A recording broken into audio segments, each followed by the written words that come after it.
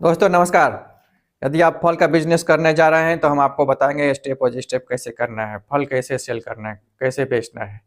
सबसे फर्स्ट तो आपको ये डिसाइड करना पड़ेगा कि आपको रिटेलर बनना है कि होलसेलर बनना है। अगर पूंजी कम है तो रिटेलर बन जाइए और पूंजी ज़्यादा है तो होलसेलर बनिए।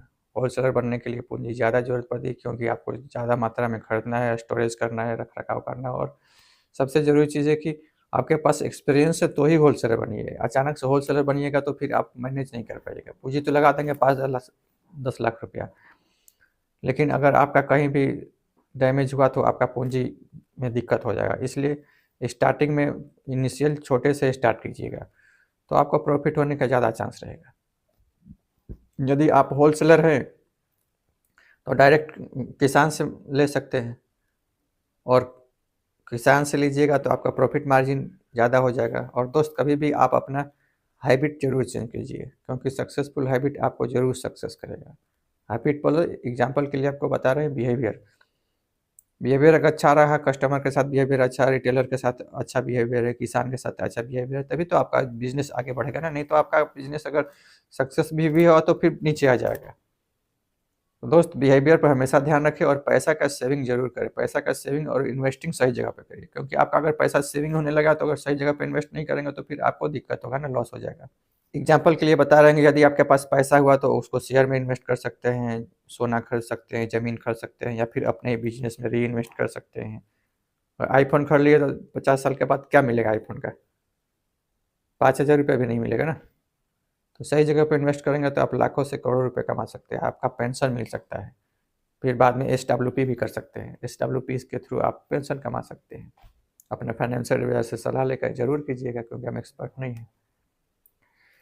नेक्स्ट, आप मार्केट का जरूर चुनाव कीजिए। रिटेलर हैं तो कहाँ पे मंडी में कहाँ पे आपको ठेला लगाना है, होलसेलर हैं तो कितने रिटेलर हैं मार्केट में, कितना, इसकी पूरी जानकारी आपको होना चाहिए। पूरा मोबाइल नंबर, कॉन्टेक्ट नाम होना चाहिए।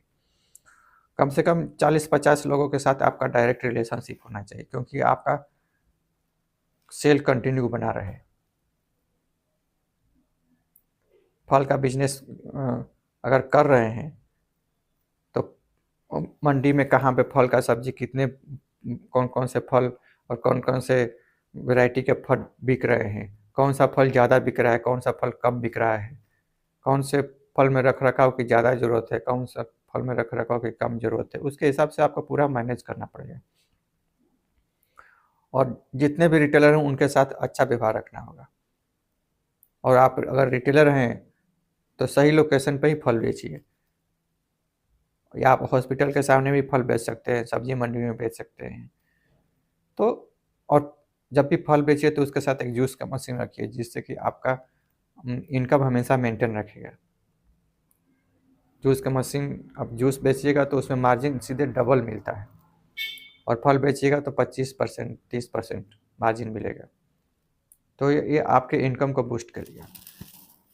नेक्स्ट, आपको दुकान का नाम रखना होगा और दुकान का एडवर्टाइजमेंट करना पड़ेगा क्योंकि एडवर्टाइजमेंट करेंगे तभी तो लोग जानेंगे ना आपके बारे में। और एडवर्टाइजमेंट का सबसे आसान तरीका ये है कि आप खुद का यूट्यूब चैनल बना लीजिए, तो एडवर्टाइजमेंट भी हो जाएगा और आपका एक्स्ट्रा इनकम भी हो जाएगा। 1 मिनट, 2 मिनट, 5 मिनट और 10 मिनट लाइव वीडियो भी बनाते रहिए, कंटिन्यू डालते रहिए।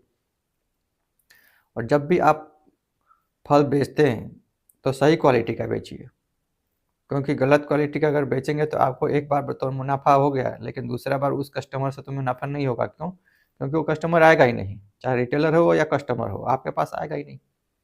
जब आएगा ही नहीं तो आप मुनाफा कहाँ से कमाएंगे? इसलिए एक बार के मुनाफा से अच्छा आप कंटिन्यू मुनाफा कमाते रहे ना।